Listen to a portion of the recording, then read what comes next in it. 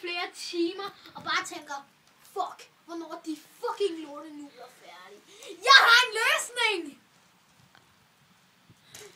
Det er nemlig chipsnudler! Du køber dem bare i Rema eller noget andet, ikke? Så tag, du åbner dem op. Bare hvis vi har en skål. Den klemme til Jakob. Så skal vi ødelægge den. Så kan vi være i panden.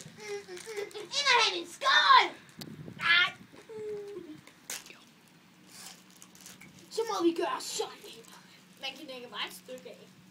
Man knækker et stykke af. Nu gør vi det, selvom det er lidt beskidt og klamt. Så lægger vi det her. Imens Jakob henter en skål. Jo.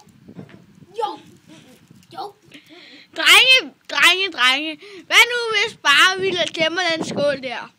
Okay. Og siger hej til alle vores serier.